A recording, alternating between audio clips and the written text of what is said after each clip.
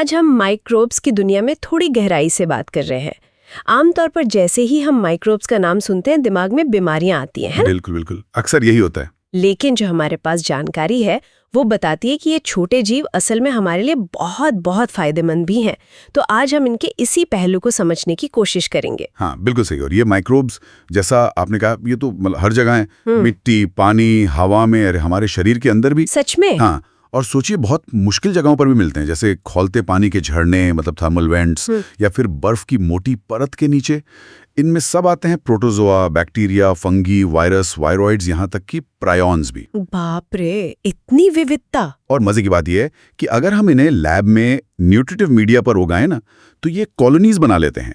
और वो कॉलोनीज इतनी बड़ी हो जाती हैं कि उन्हें हम बिना माइक्रोस्कोप के भी देख सकते हैं। से बनता है, लेकिन इसमें लैक्टोबैसिलस या जिसे लैक्टिक एसिड बैक्टीरिया मतलब LAB कहते हैं, उसका हाथ होता है। बिल्कुल, ये बैक्टीरिया और दूध के प्रोटीन को पचाते हैं और उसे दही में बदलते हैं। और एक और फायदा, ये विटामिन B12 भी बढ़ाते हैं। ओह, और वो जो डोसा और इडली इतने फूले हुए बनते हैं? हाँ, वो की कमाल है। वो आटा भी बैक्टीरिया की वजह से फर्मेंट होता है, और उस फर्मेंटेशन में CO2 गैस निकलती है, जिससे वो फूल जाता है। और ब्रेड? ब्रेड के लिए तो बेकर की यीस्ट है ना, सैक्रोमाइसिस सर्विसिए, वही उसे फुलाती है। और दक्षिण भारत का वो पारंपरिक पेय टॉडी, वो भी ताड़ के रस को फर्मेंट करके ही बनता है। ये फर्मेंटेशन तो कमाल की चीज है। पनीर में भी इसका रोल है? अरे हाँ, बहुत अहम। वो जो स्विस चीज में बड़े बड़े छेद दिखते हैं ना, हाँ हाँ। वो एक खास बैक्टीरिया प्रोपियोनोबैक्टीरियम शर्मानी की वजह से होते हैं। वो बहुत सारी CO2 गैस बनाता है। और जो रॉकफोर्ट चीज है, उसका वो खास स्वाद, हाँ, वो एक खास फंगस को उस पर उगाकर पकाने से आता है। मतलब अलग अलग माइक्रोब अलग अलग पहचान देते हैं हमारे खाने को। ये तो हुई घर की बात। अब इंडस्ट्री की तरफ देखें तो वहां भी माइक्रोब्स का इस्तेमाल होता है। बड़े पैमाने पर उन्हें फर्मेंटर्स नाम के बहुत बड़े बर्तनों में उगाया जाता है।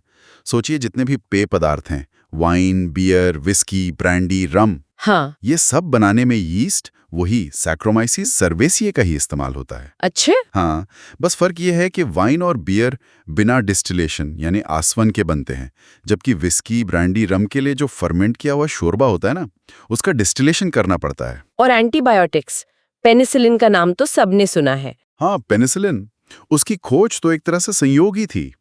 अलेक्जेंडर फ्लेमिंग ने देखा कि एक फफूंद पेनिसिलियम नोटाटम के आसपास बैक्टीरिया बढ़ नहीं पा रहे। बस वहीं से? हाँ, वहीं से उन्हें आइडिया आया।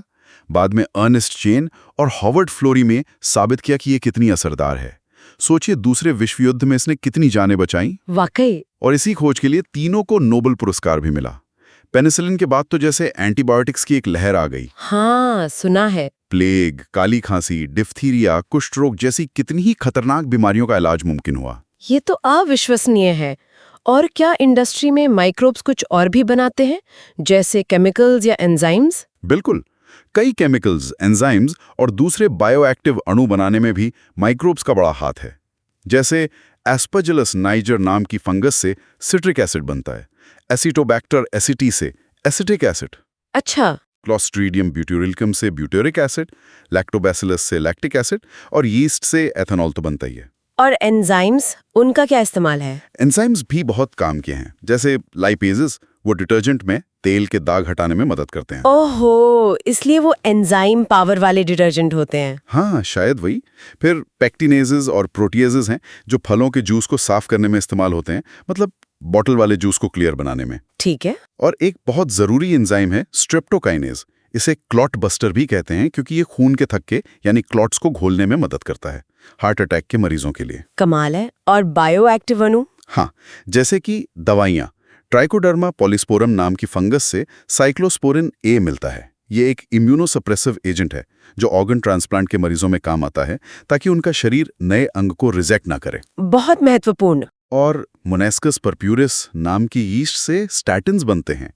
ये ब्लड कोलेस्ट्रॉल कम करने वाले एजेंट हैं। मतलब स्वास्थ्य से लेकर इंडस्ट्री तक हर जगह इनका रोल है। अच्छा, अब जरा पर्यावरण की बात करते हैं। शहरों से इतना सारा गंदा पानी निकलता है, सीवेज। हाँ, सीवेज। उसे सीधे नदियों में तो नहीं छोड़ सकते। उसमें तो बहुत गंदगी और बीमारियां फैलाने वाले माइक्रोब्स होते होंगे। बिल्कुल सही। इसीलिए सीवेज ट्रीटमेंट प्लांट्स यानी STPs बनाए जाते हैं। इनमें उस पानी को साफ किया जाता है। कैसे? क्या होता है इन STPs में? इसमें मुख्य रूप से 2 चरण होते हैं। पहला है प्राइमरी ट्रीटमेंट। इसमें बस भौतिक तरीके से मतलब फिल्ट्रेशन और सेडिमेंटेशन से बड़े बड़े कण और गंदगी हटा दी जाती है। ठीक है, मोटी गंदगी हट गई। फिर आता है सेकेंडरी ट्रीटमेंट, जिसे बायोलॉजिकल ट्रीटमेंट भी कहते हैं। ये असली काम है। इसमें जो पानी प्राइमरी ट्रीटमेंट से आया है उसे बड़े बड़े एरेशन टैंक्स में डाला जाता है। एरेशन टैंक्स मतलब हवा दी जाती है? हाँ, खूब हवा दी जाती है। इससे क्या होता है कि पानी में मौजूद फायदेमंद एरोबिक माइक्रोब्स, मतलब जिन्हें ऑक्सीजन चाहिए, वो तेजी से बढ़ते हैं और गुच्छे बना लेते हैं, जिन्हें फ्लॉक्स कहते हैं। फ्लॉक्स? हाँ, ये बैक्टीरिया और फंगल फिलामेंट्स के झुंड होते हैं। ये फ्लॉक्स पानी में घुली हुई ज़्यादातर ऑर्गेनिक गंदगी को खा जाते हैं। इससे पानी का BOD मतलब बायोकेमिकल ऑक्सीजन डिमांड काफ़ी कम हो जाता है। BOD एक तरह से पानी में मौजूद ऑर्गेनिक गंदगी का माप है। तो BOD कम हुआ मतलब पानी साफ हो गया? हाँ, काफ़ी हद तक। जब BOD कम हो जाता है तो इस पानी को सेटलिंग टैंक में भेजा जाता है। वहाँ ये बैक्टीरियल फ्लॉक्स नीचे बैठ जाते हैं। इस नीचे बैठे हुए मटेरियल को एक्टिवेटेड स्लज कहते हैं। अच्छा, एक्टिवेटेड स्लज। फिर इसका क्या करते हैं? इसका थोड़ा सा हिस्सा इनोक्यूलम की तरह वापस एरेशन टैंक में डाल देते हैं ताकि नए पानी के लिए माइक्रोब्स मिल जाएं। और बाकी स्लज का?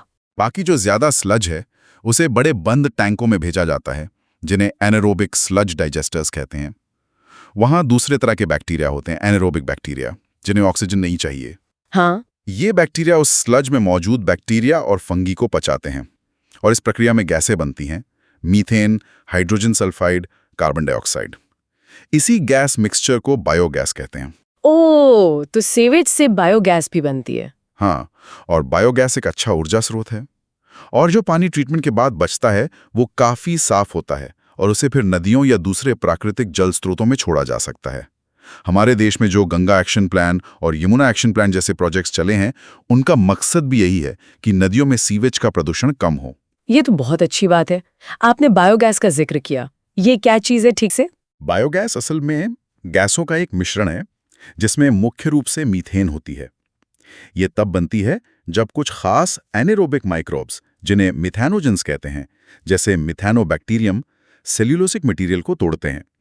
मतलब जैसे गोबर या पौधों के कचरे को। अच्छा, गोबर से? हाँ, ये बैक्टीरिया गाय भैंस जैसे पशुओं के पेट के एक हिस्से रूमन में भी पाए जाते हैं। वहाँ ये सेल्यूलोज को पचाने में मदद करते हैं, इसीलिए उनके गोबर में ये काफ़ी होते हैं। तो बायोगैस प्लांट कैसे काम करता है? आमतौर पर एक कंक्रीट का टैंक होता है जिसमें बायो वेस्ट और गोबर का घोल मतलब स्लरी डाली जाती है। उसके ऊपर एक तैरता हुआ कवर होता है। जैसे जैसे अंदर गैस बनती है वो कवर ऊपर उठता जाता है। फिर एक पाइप से उस गैस को निकालकर घरों तक पहुंचाया जाता है, खाना पकाने या रोशनी के लिए। और जो बची हुई स्लरी होती है ना, वो बहुत अच्छी खाद का काम करती है। गांव के लिए तो ये बहुत ही उपयोगी तकनीक लगती है। बिल्कुल है। भारत में इसके विकास में IIR और KIVC जैसी संस्थाओं का काफ़ी योगदान रहा है। ग्रामीण इलाकों में ये खाना पकाने और रोशनी के लिए बहुत मददगार है। चलिए अब खेती की तरफ चलते हैं। आजकल केमिकल कीटनाशकों के बुरे असर की बहुत चर्चा होती है। क्या माइक्रोब्स यहाँ भी हमारी मदद कर सकते हैं? हाँ, बिल्कुल। इस तरीके को बायो कंट्रोल कहते हैं।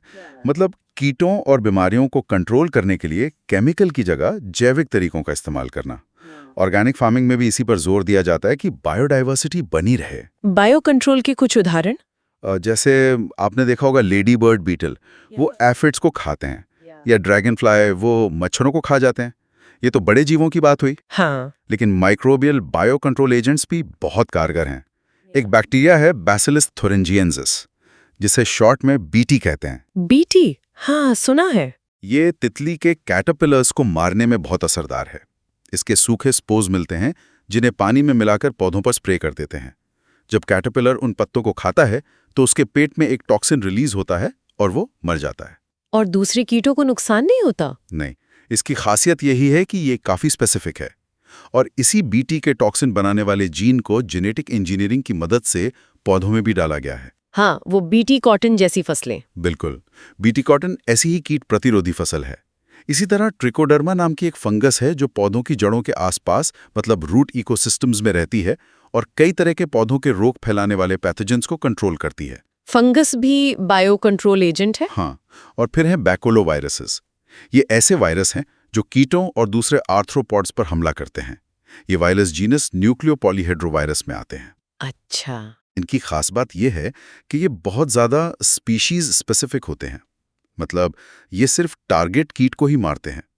पौधों, स्तनधारियों, पक्षियों, मछलियों या यहाँ तक कि दूसरे गैर निशाना कीटों पर भी इनका कोई बुरा असर नहीं देखा गया है।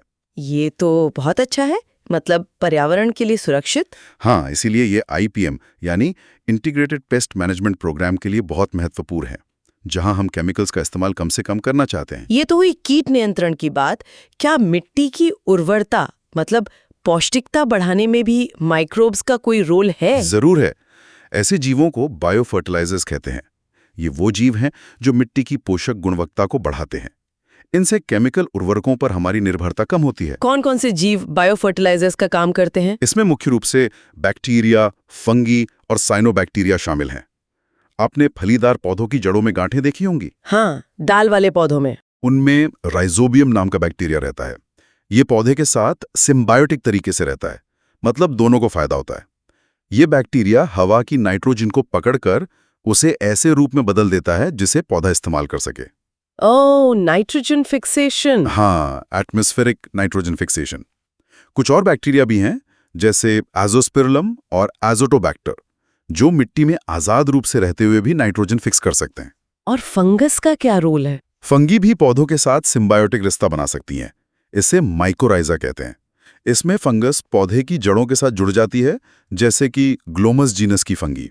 इससे पौधे को क्या फायदा होता है? ये फंगल सिम्बायोंट मिट्टी से खासकर फास्फोरस सोख के पौधे को देती है, बदले में पौधे से पोषण लेती है। इसके अलावा माइकोराइजा से पौधे को जड़ों की बीमारियों से लड़ने में मदद मिलती है। वो नमक और सूखे को बेहतर झेल पाता है और कुल मिलाकर पौधे की बढ़त अच्छी होती है। यानी फंगस भी दोस्त है? हाँ, इस मामले में तो है। और फिर आते हैं साइनोबैक्टीरिया, जिन्हें नीली हरी शैवाल भी कहते हैं, जैसे एनोबीना, नॉस्टॉक, ऑसिलेटोरिया। ये भी एटमॉस्फेरिक नाइट्रोजन फिक्स कर सकते हैं। ये कहाँ इस्तेमाल होते हैं? धान के खेतों में ये बहुत महत्वपूर्ण बायो फर्टिलाइजर का काम करते हैं। साथ ही ये मिट्टी में ऑर्गेनिक मैटर भी बढ़ाते हैं, जिससे मिट्टी की सेहत सुधरती है।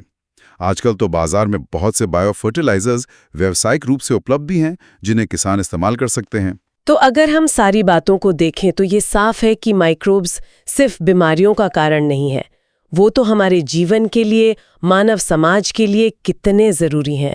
हमारे खाने से लेकर इंडस्ट्री, दवाइयों, पर्यावरण की सफाई, ऊर्जा उत्पादन और खेती तक हर जगह उनका योगदान है। हाँ, ये वाकई में मानव कल्याण का एक बहुत बड़ा अहम हिस्सा है। सच में, ये अदृश्य जीव चुपचाप हमारे लिए कितना कुछ कर रहे हैं। बिल्कुल।